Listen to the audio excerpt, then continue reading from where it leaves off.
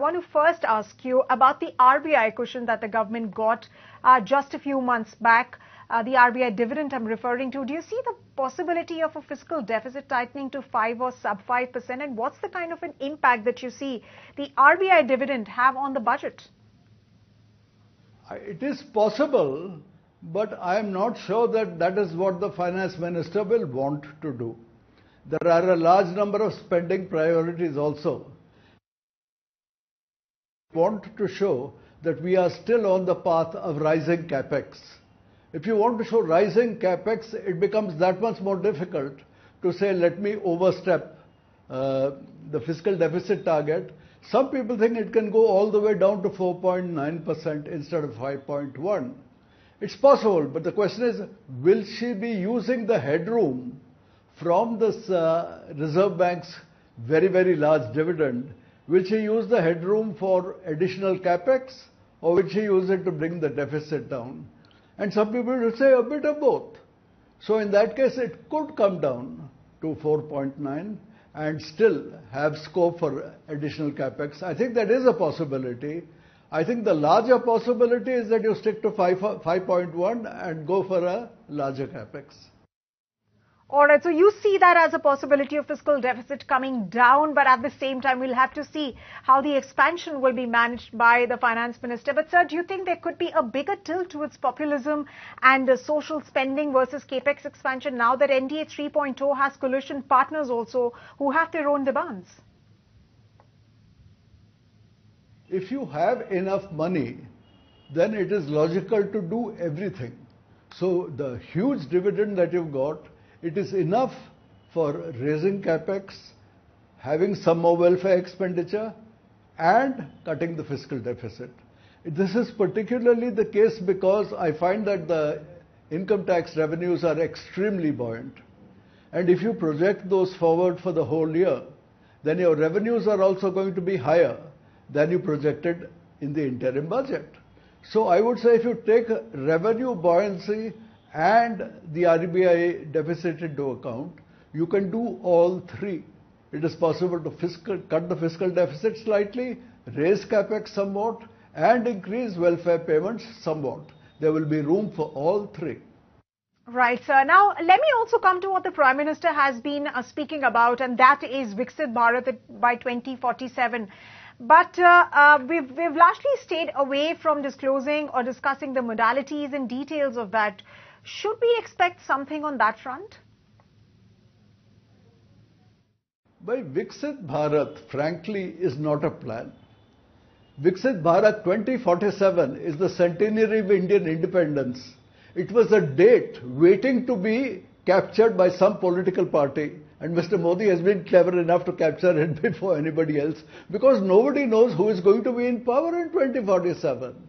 So try to make any plan between now and 2047. Who knows who will be in power and what plans there will be. So this is largely a political thing. All that you can ask is a long-range plan like that going to affect the budget this time? And I would say even if that is the rhetoric, in practice, no. At most you can have a vision of a few years ahead. Then we don't know what all is going to change. If Mr. Trump comes to power, what will he do? Will he say, I don't intervene in China's takeover of Taiwan? If that happens, what will be the implications for China on the border? I mean, so many things can happen. There is talk of a breakdown of the international trading system, of things falling. So when so many things can change, the idea that we can somehow plan between now and 2047, frankly, it's not possible, whatever the rhetoric may be. I would simply say they will be looking ahead for the current year, not very much beyond that. I would say it's also not difficult. Look, if you did 8.2% last year, it is such a fantastic performance that there is no need to rock the boat. 8.2% was not due to one policy tweak or some other policy tweak. 8.2% came about because you have changed the entire structure of the economy to become more efficient. And that then has resulted in faster growth without your doing any particular single policy action. Without doing anything, you got 8.2%. When you are going along on this path, Why rock the boat? You don't need big changes. You are already outpacing all expectations on growth. Now, there are some statistical questions as to whether that 8.2 might get revised down. But even if you did only 7.5, it's a fantastic performance at a time when all your neighbors like Pakistan, Bangladesh, Sri Lanka, they are all with the IMF. So, our performance is so good. There is no particular need for Mr. Modi or Nirmala Sitharaman to bring about drastic changes. When you are already doing so well, don't rock the boat. I would therefore expect that this budget will be more of the same in practice.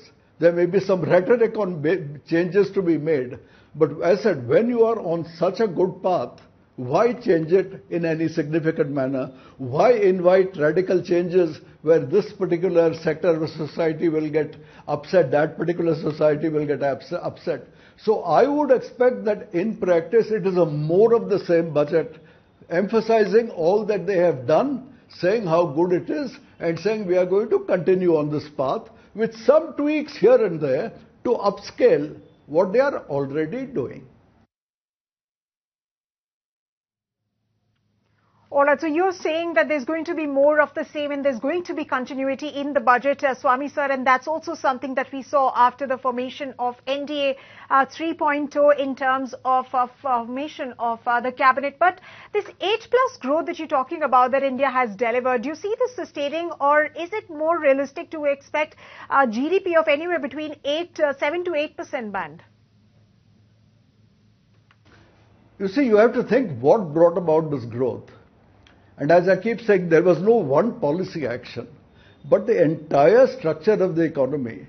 I mean, you cleaned up all the bank balance sheets and the banks are able to lend. You have this IBC, the bankruptcy code, which is again mopping up these zombie or dead companies and reviving them.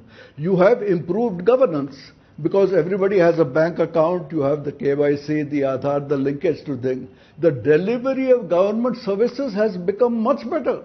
If you remember, Rajiv Gandhi said that, of every 1 rupee we send, 85% is wasted, only 15% gets through. Today, probably 85% gets through and 15% is wasted. We have had, so the digitization, the Aadhaar, all of these reforms, and I would say in general, much of this digitization and so on has also helped in reducing corruption and improving efficiency all around. So these structural drivers, plus I would say in addition to all these is the rise of the global capability centers. That has not been done by any policy action whatsoever. That is just a consequence of globalization. There is a global search for STEM graduates who are short everywhere else. India is producing 3 million STEM graduates each year. So the whole world is coming to India for STEM graduates, taking them into these global capability centers, and that has solved basically our balance of payments problems. We have a huge trade deficit on goods.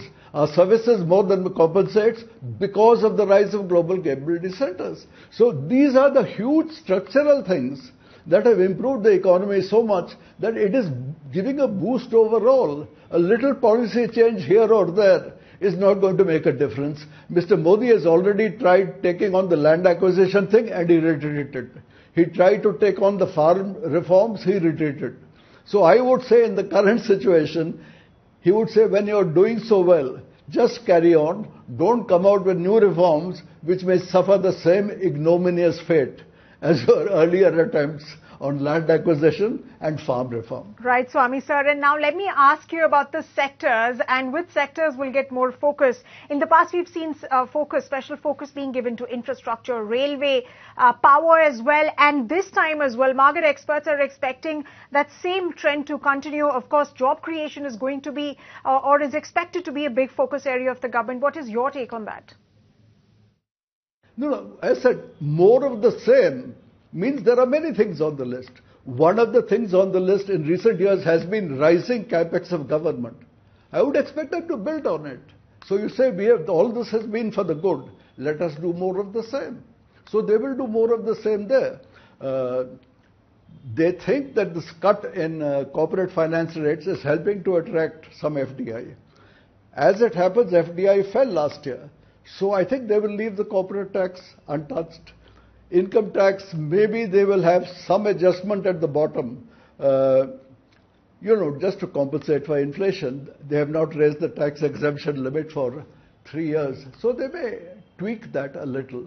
So, these are small tweaks. I do not think there will be major changes in income tax, in corporate tax.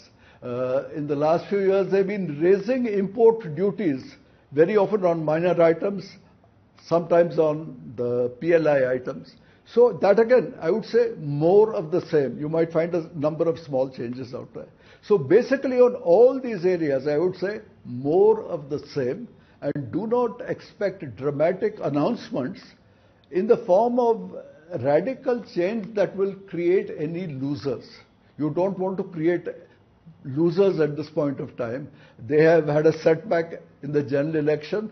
They are likely to have a major setback in the state elections that are coming in November. I do not think this is the point where the BJP is going to attempt a major radical change which produces protests and immediate losers.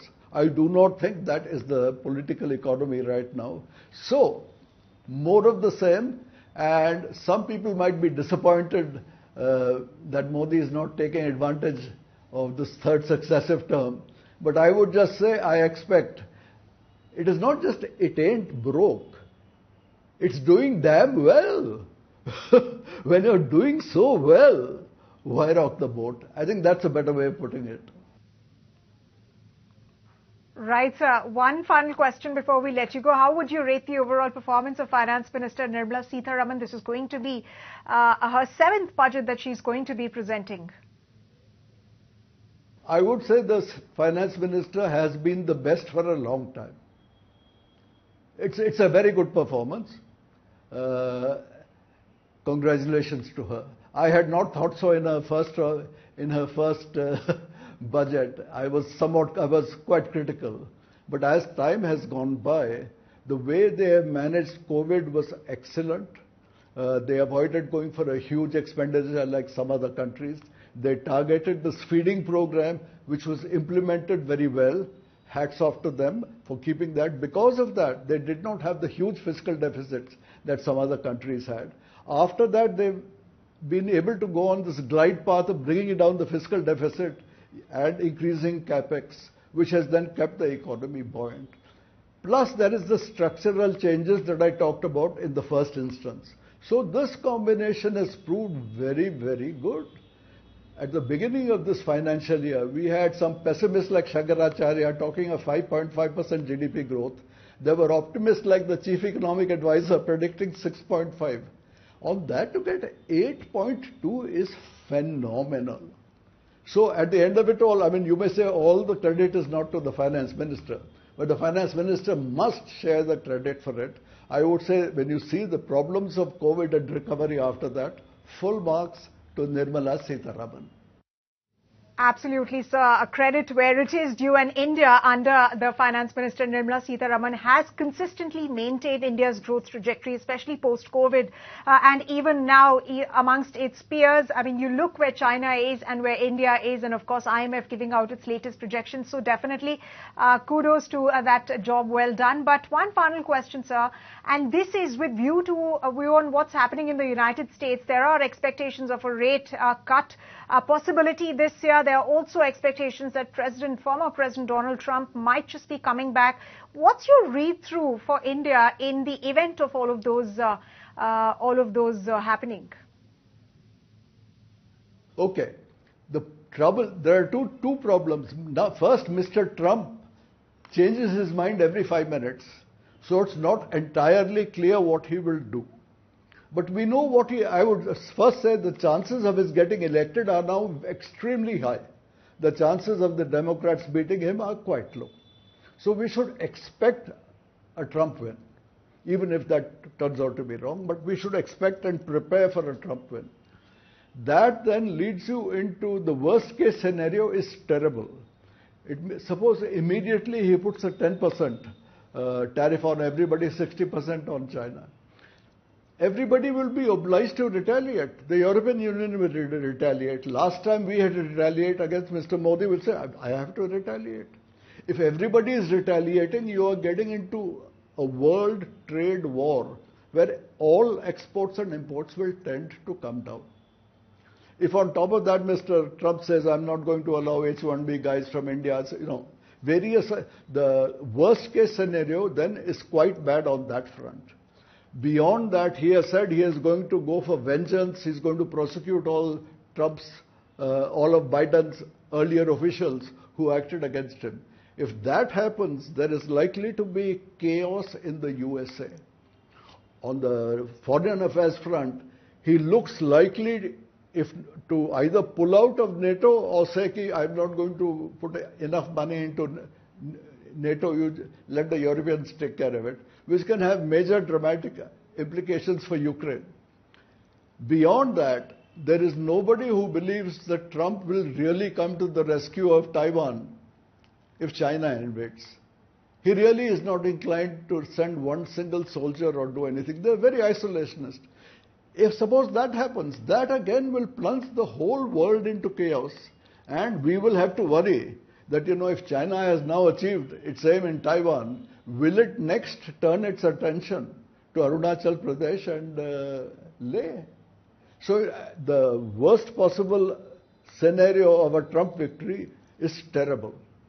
Of all this, how much will actually happen? We do not know.